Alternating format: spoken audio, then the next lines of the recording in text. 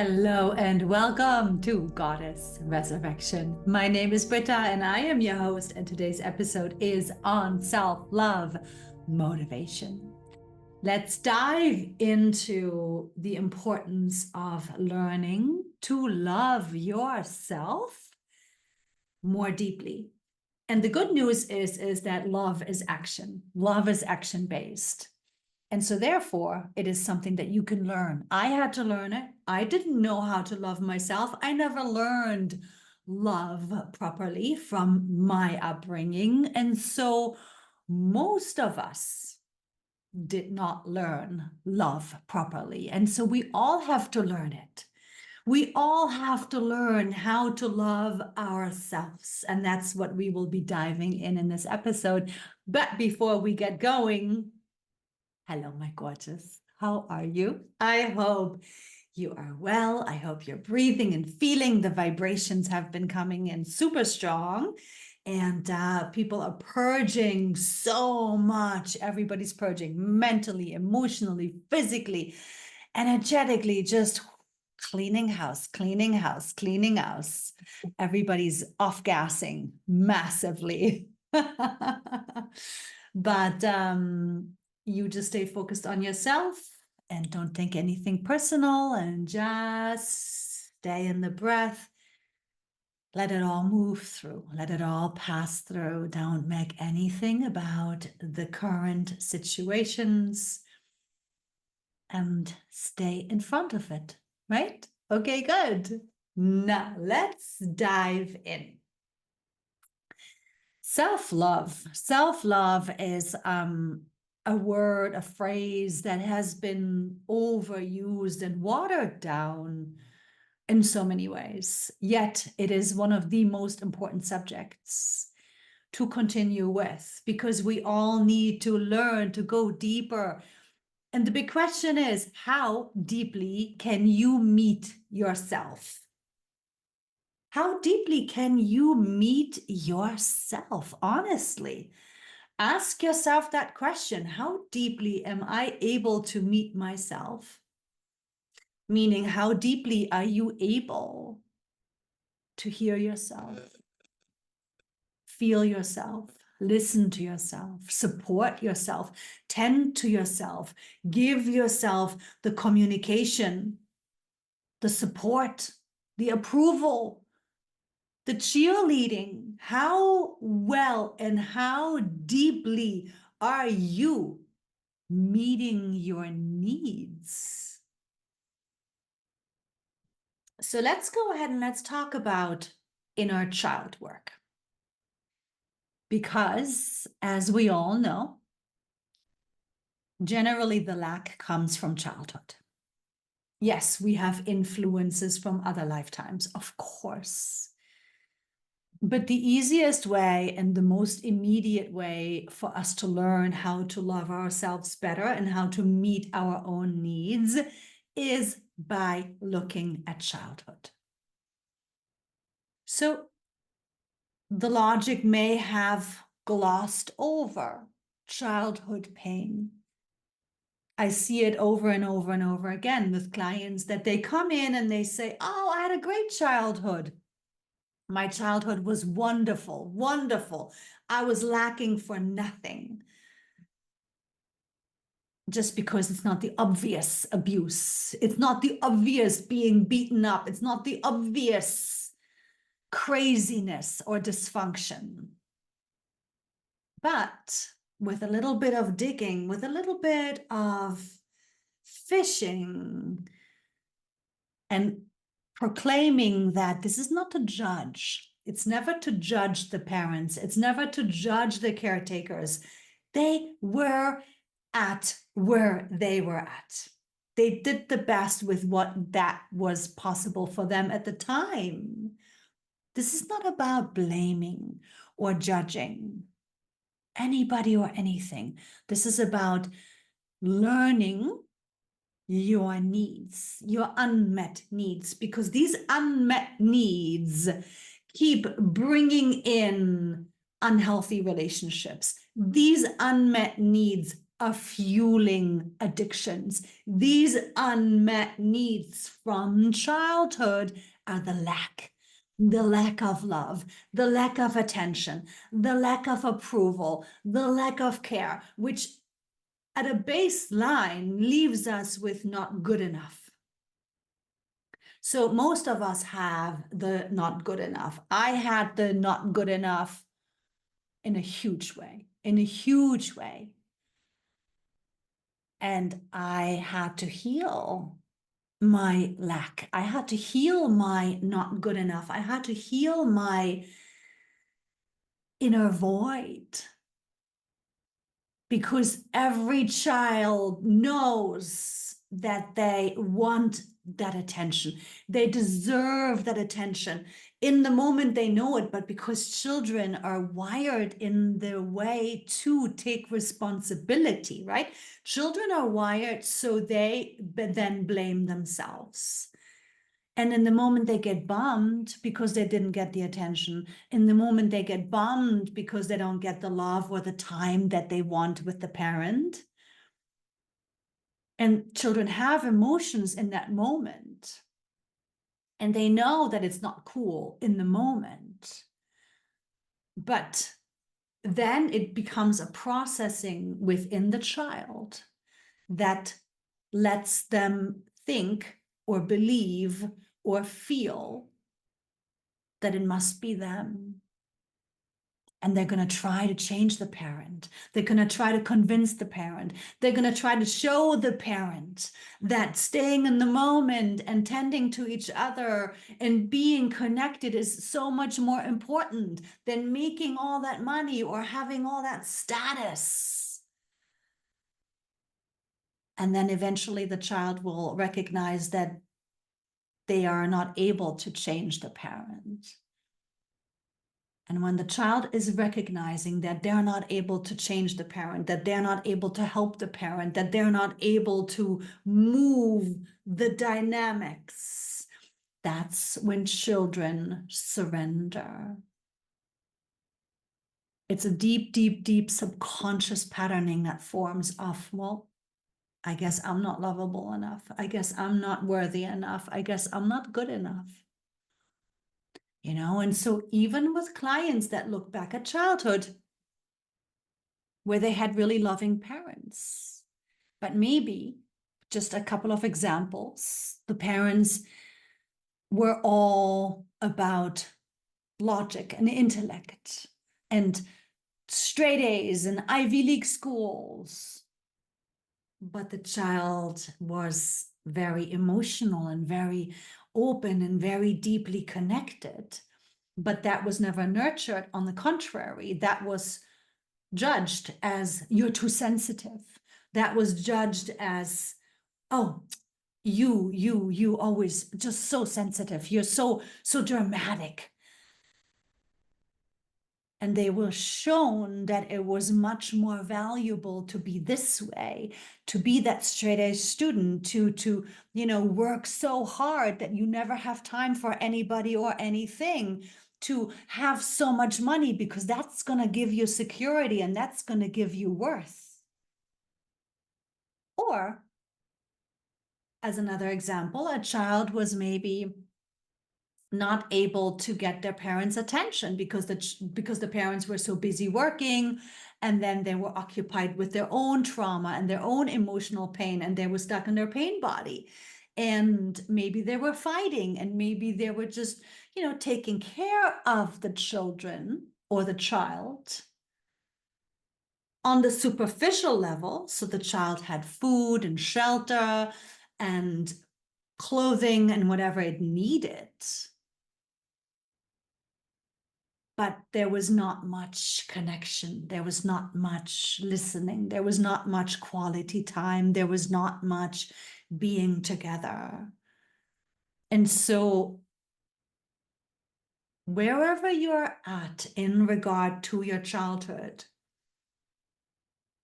it is very important for you to go back there. It is very important for you to connect with yourself on the inside as that child.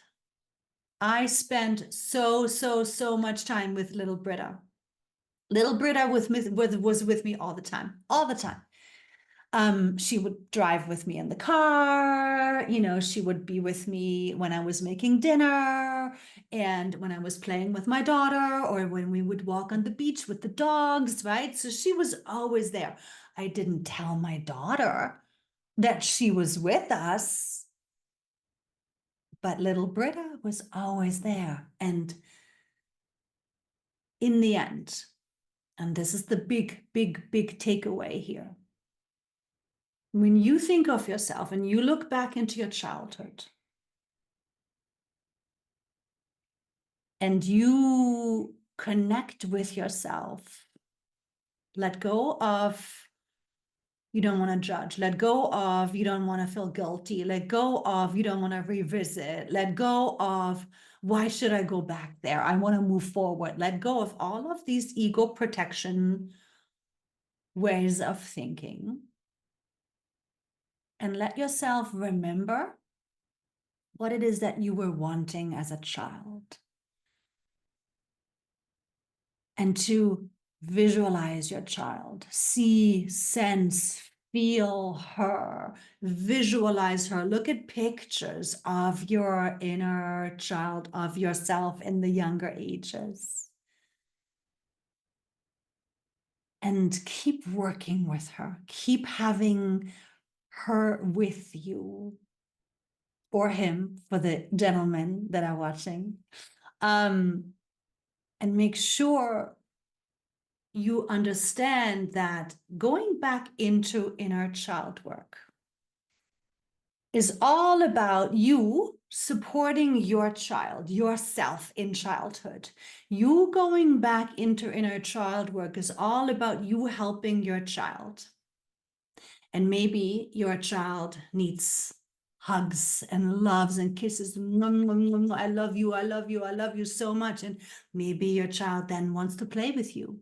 Or maybe then your child wants to show you things or talk about things and tell you things. So you, in essence, are here to give yourself, your inner child, all the attention, all the listening, all the presence, fully present with yourself, fully present with your inner child, fully there. Let them feel you're there with you. Let them feel you're there. No distraction. You're there to love them. You're there to listen to them. You're there to play with them. You're there to hug them and kiss them. You're there to play, or you're there to also help them understand. Let them understand, help them see that it's not about them, it's not their fault. Let them see that mom and dad are caught up. They didn't realize that they were, meant to give more attention. Let them understand that it's not their fault that mom and dad weren't present. Let them understand that it was never their fault and that they were never able to change them. Let your child understand that it was never their role to become the parent and parent the parents or caretakers. Because many of us grew up way too fast and way too early, as I did myself. Let your child understand that this is not the only way that love is. This is not the best parenting. Let your child see, take the rose-colored glasses off. Let your child realize that this is what it was. They did the best they could. It was never about you. It was never your job to parent them. But let's make it better. Tell your child you're here to help them move into a deep, deep, deep, deep connection, a deep support, a deep communication, a deep whatever the child needs. So as you can see, you're now stepping into your parents' shoes. Yes? You're the one to give to yourself. You're the one to give to your inner child exactly what your child needs in the moment. And maybe you talk to your child about how things were awful at school because there were some kids that were bullying your child, and how to make it better, how to find a solution, right? So you see how important it is that you recognize that you make it better. And by you connecting with your child and helping your child and loving your child and giving to your child and allowing your child to feel safe, allowing your child to feel loved, allowing your child to feel you care, allowing your child to relax into your attention, into your approval, into your support, into your listening, into your communication, into your assistance. The more that you are allowing your child to be in this relationship with you, the more you are healing, right? Because you're healing yourself. And that's the thing. If we don't do this, we will continue to act out the lack of love, the lack of connection, the lack of presence, meaning attracting unavailable, emotionally, mentally, physically unavailable partners, right? And of course, there are many, many, many layers to it. We don't have to go into the abusive examples, but they surely exist in plentyfold. So this unhealed child perception, no matter how much you now know as an adult that of course you deserve love, of course you want love, of course everybody deserves love. You know this on a conscious level.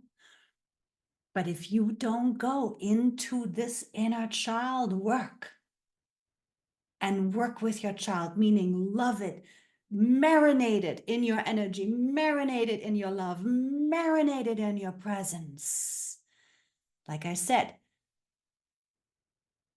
this old energy, these old patterns that your child perceived and then subconsciously surrendered into, well, I must not be good enough, I must not be worthy enough, I must not be lovable enough, I'm not smart enough, they want me to be different, I need to be better, right? Not feeling accepted. And so this old conditioning, this old energy, no matter how much you're aware of what you're deserving now, this old energy, these old patterns will continue to bring forth the same old story that you experienced as a child. And by you giving your child this love, not only are you healing this patterning, not only are you filling your own void, meaning you're repatterning because you're showing your inner child that you are able to receive it, that you are able to be supported, that you are able to be loved, that you are able to be marinated in it, right? So the more that you're showing yourself, your inner child, this, the more your inner child, which is right here within yourself, is going to accept the fact that, oh, This is what it feels like. This is what it feels like to be loved. This is what it feels like to have somebody listen to me. This is what it feels like to have somebody put me first. This is what it feels like to have somebody make the time. This is what it feels like to have somebody tend to my feelings. This is what it feels like when somebody wants to accept me unconditionally, when they tell me that I'm perfect just the way I am, right? So your inner child has to be able to receive this love. And for some of you, it might take a little time. You have to, like water wearing down a rock, right? Keep reinforcing, keep going back there, keep doing this work, keep connecting with your inner child. Because then your inner child is now not only recognizing that, oh, it is possible. Oh, this is nice. Oh, yes, this is what I want. Oh, yes. Oh, I'm receiving it. Good. So now this is now shifting the patterning, which means you are shifting. You are now not only allowing yourself to heal, you're not only allowing yourself to shift, but you're also learning what it feels like, what it feels like. And this is what self-love is about. And this is the takeaway. The more that you learn to support yourself, to be your best friend, to be your therapist, to be your supporter, to be your cheerleader, to listen to yourself, to correct yourself lovingly, to have compassion for yourself, to support yourself with positive conversation, to support yourself with communication that is you speaking out loud, to remind yourself of that you're so worthy of all the love, all the support, all the care, right? You have to say it out loud. And the more that you are now giving this to yourself, the more it is becoming a no conditioning within you. Because you're going into layers and layers and layers and layers of conditioning. It's not just one moment of childhood. This is something that was layered in from ground zero up all the way. And then it got reinforced through the teenage years. And then it got reinforced through the first heartbreak. And then it got reinforced through the first big disappointment. And then it got reinforced, right? So you have to understand that you giving love to yourself, first of all, you've got to start with your inner child. And you also have to now recognize that because it is you giving this to your child, to yourself, that, oh, this void is never to be filled by anybody. Nobody can fill these voids. Nobody can fill these voids but you. See? So the more that you're getting used to what it feels like to have positive reinforcement, the more that you get used to what it feels like to receive, the more it becomes natural. And then from here, of course, you go deeper and deeper and deeper into yourself. And then you realize that, oh, I've got to be whole first. I've got to make myself so whole. You've got to make yourself so whole that you don't need the approval from another, that you don't need for anybody or anything to make you feel different. Right? So it's a big order, it's a tall order. And of course, it's a process, right? Because you have to get into the habit of going deeper. Again, how deep can you go with yourself? How deep can you be within yourself? How deeply can you meet yourself?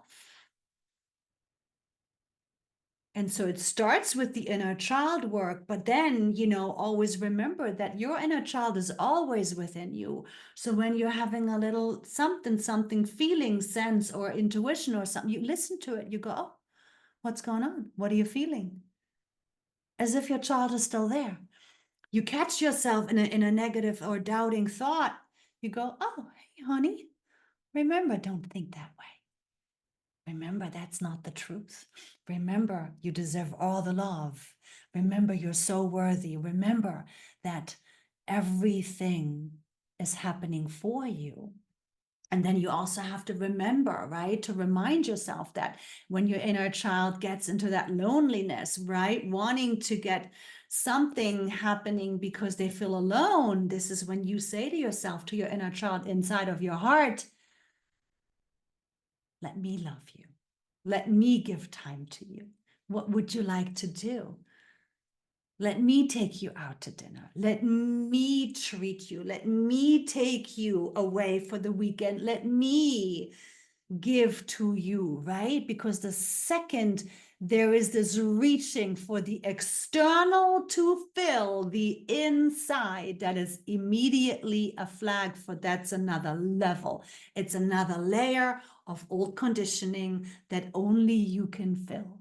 Only you can fill your void. Only you can heal your inner child. You are your own parent. You have to be your best friend, your own therapist, your best supporter, your cheerleader. You need to pay attention to how you're thinking, how you're speaking, how you're acting, and go deeper and deeper and deeper with yourself with this practice of self-love, because self-love is what will deepen you. And there's deeper and deeper and deeper to go. Like I said, self-love is an action. You choose for your protection. You choose for your self-worth. You choose for your correct thinking. You choose for a healthy lifestyle. You choose for whatever it is that you may need, and you listen to yourself. You listen, you listen, you listen, you listen. You must listen to yourself, your body, your soul. You've got to honor your inner communication. You've got to honor your soul. And the more that you get into this way of loving yourself so deeply, and you give to yourself what it is that you're longing for from another person, the more easy it will be for you to then, first of all, recognize when you're in a relationship that's unhealthy, right? Because the more that you love yourself, you will clock when you're with somebody that maybe looks great on paper, but, really isn't there. And that's when you'll be able to say, oh, there are so many things about this person that seem so attractive or fitting, but you'll be able to see how they are still operating in so many lacking ways or fearing ways or, ego-driven ways. And this level of self-love that you are now used to is going to keep you from compromising yourself, is going to keep you from allowing yourself to stay in that lacking relationship. And then you'll be able to say, okay, I deserve all the love. Yes, that's right. You remind yourself, I deserve it all. I deserve all of the love. I deserve all of the care.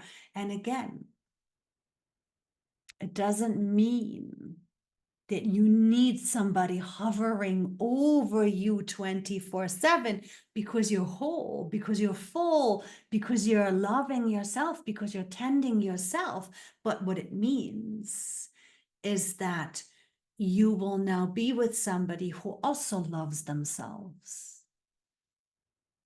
And then it's this amazing exchange from clarity, from wholeness, from care, from wanting to listen, from wanting to give, from wanting to receive, from wanting to make the other one happy, from wanting to see that they care for you to be happy.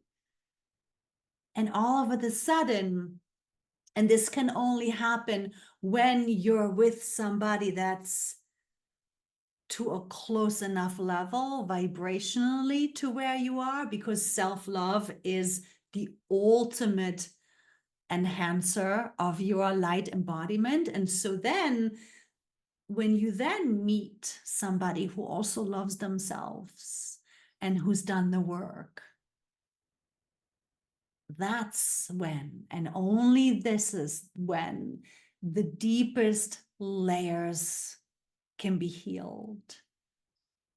And this is going to be possible because you're going to feel safe, because your nervous system is going to be able to relax, because you're going to be able to share with each other.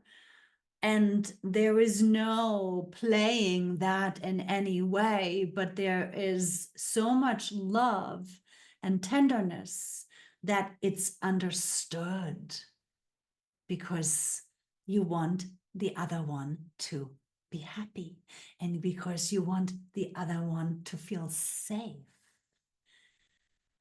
And the ego doesn't play in those realms any longer. And so therefore, this is truly when the deepest levels of love, or the lack of love, can heal.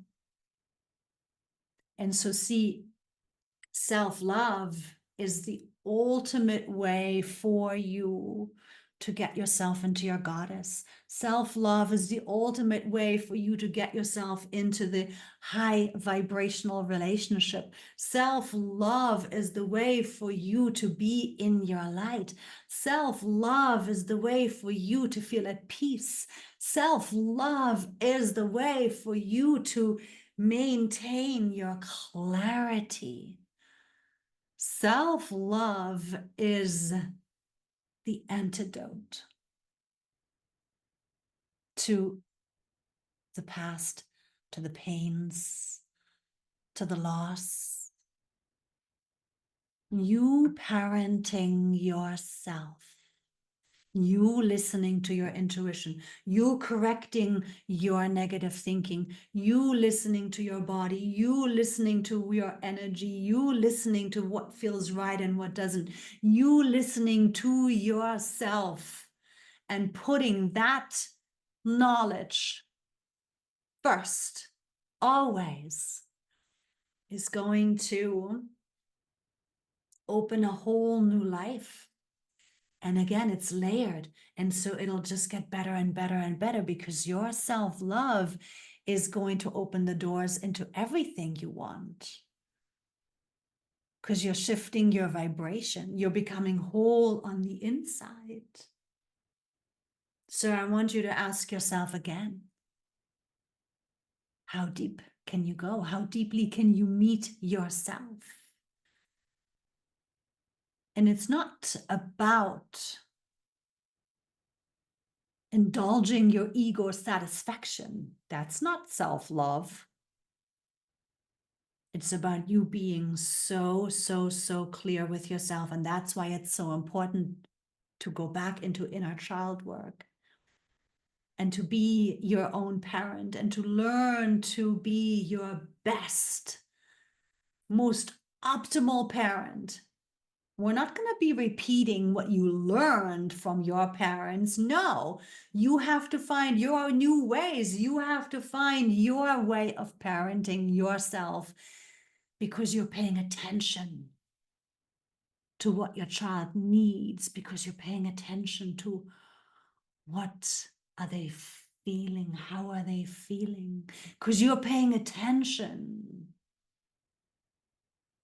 to who they are and how magical they are, and the gifts and the abilities and talents and openness that children have, that's what you want to connect into, and that's what you want to nurture, and that's what you want to talk to, and keep that safe, or rebuild it. You can rebuild it.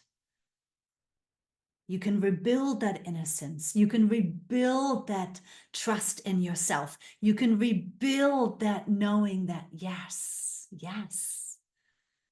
I deserve all the love. And my parents not giving it to me, too bad for them. Too bad for them, right? And again, it's not to blame them. It's not about making anybody feel bad, but you want to get your child to get into such a space of freedom and liberation, that they know that they deserve it and they're getting it from you, and they feel liberated because it takes all of that old conditioning, all of that old patterning that's heavy. It's really heavy. You can see it when people haven't healed. You can see how heavy they are. Even if they're trying to be, light, but you can see what they're dragging behind themselves. You can see the weight of the pain and the betrayal and the abandonment. You can see the heaviness, right? It feels heavy. And only when you do this healing on your inner child, with your inner child, will you see the difference, notice the difference, feel the difference, because you don't know what you don't know. But when you do the work and you do the healing work, and you give yourself that time and you give yourself that attention, and you make sure you do that every day, and even if you're busy, you make sure you kind of see, sense, feel, visualize, imagine that your child is with you all the time, you're going to feel lighter and lighter and lighter and freer and more liberated and more in alignment, and realizing that this is what it's meant to feel like. And then you can start getting into, okay, what is it going to feel like? What is it going to be like when you meet somebody who's also whole? What is it going to be like when you meet somebody who actually cares about how you feel? What is it going to be like when you're with somebody who wants you to be happy? What is it going to be like when you're able to talk with somebody and they actually listen without getting defensive and reactive to protect themselves? What is it going to feel like when you can feel safe because you're trusting yourself? And from this trusting place, you're walking into this world, whether it's job, friends, partner, mission, you can walk into this world from this place of safety, which that is always strength and authentic empowerment. Have an amazing weekend. And as always, thank you for your time. Thank you for your presence. And I'm sending love and light blessings to you and yours. Hugs and kisses. Mwah. Ciao for now.